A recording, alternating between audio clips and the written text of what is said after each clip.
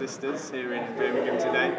We're here for the kitting out process. Jen, first of all, how have you found the whole process? Oh, it's been absolutely fantastic. You know, it's really great to get in and start to feel like you're part of the team and try on all the kit and see what stuff you're going to get. And it's all really exciting. Seonaid, I suppose you've never been through a process like this before. What's it like for you? Yeah, it's pretty exciting as well. Yeah, loads of cool stuff. Did you realise how big this event was when you were nominated to come into it? No, not at all. No, it was kind of, I wasn't really supposed to be coming when we started off doing the year plans at the start of the year. It was we got bumped off and then got a call a few weeks ago going, yeah, you get to go. I was, oh, okay. Yeah, you've had a phenomenal few months. What do you think it's been down to? Is it just something's clicked, or? I'm not really sure. I think it's been in junior competitions, so it's been pretty good in that. But I think maybe going into senior competitions, it's a big jump. So I don't know. And Jen, obviously since Glasgow, you've had quite a phenomenal time there as well.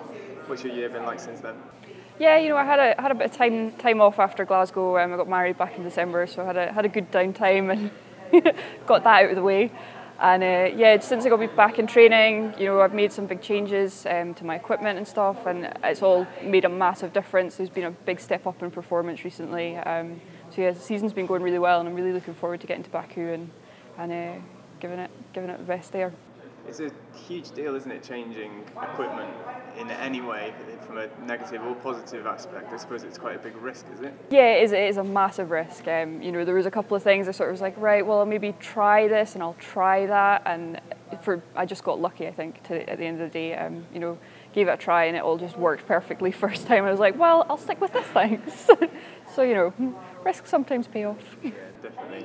Now, obviously, you represented Scotland at Glasgow, representing Team GB again now. What's it like being in a room with all the Team GB shooters?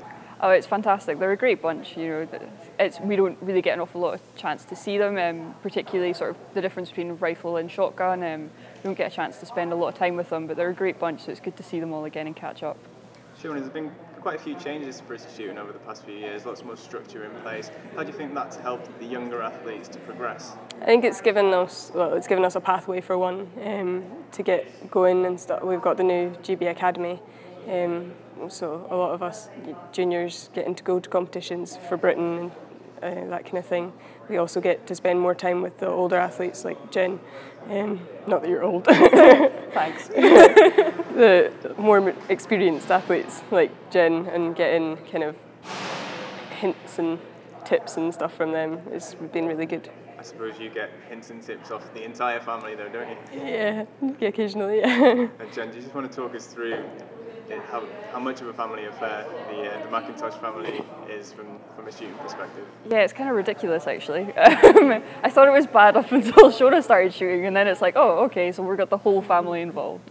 So yeah, Dad's the head rifle coach with British shooting. He's also the performance director with Scottish shooting, so he's involved all the time. My mum also our mum used to compete. She's been to 2 Commonwealth Games and won, I can't even remember how many medals.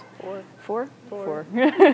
Yeah, so it was always quite intense, and then this one decided that she wanted to have a go, and now it's just no getting away from it. What's it like having your dad as a coach?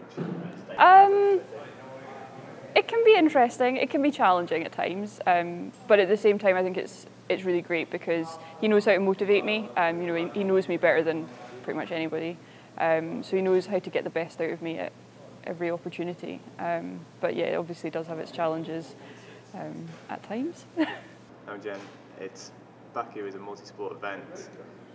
How do you see rifles' chances? What are the aims for the event? Is it to get experience? How important is it to get that experience ahead of potentially Rio and Tokyo? Yeah, at Baku we've obviously got an opportunity to qualify for the Olympics with winning an Olympic quota place, so it's quite a high priority event from that point of view. I'm certainly going in targeting winning a quota. I'm sure John is feeling the same. I guess with Shona it's partly maybe more about getting experience, but also, you know, when you get into one of the finals, anything can happen, and she's a really good final shooter, so, you know, quota place is not out of the question for her as well. That's it. Do you think you'll use the disappointment, we'll call it, of London 2012 to boost your chances in Baku? Yeah, absolutely. I mean, London was a really disappointing performance for me for various reasons, and you know, it's good to come back and always have that kind of driving me forward. You know, it's why I want to go to Rio, because I want to prove to myself more than anything that I'm better than that. So you know, that's always a motivating factor. Away from performance-wise, kind of in terms of a lifestyle and personality, how has it helped you through I don't know, adolescence and growing up? Yeah, I think it's been, you know, it provides some structure to your life, I guess, and it teaches you a lot of good skills that you need in life, you know, a good work ethic, organisation, all the rest of it, you know, and that's provided me with a lot of good key skills that I need going forward in life. Okay, perfect. Thanks, girls. Awesome.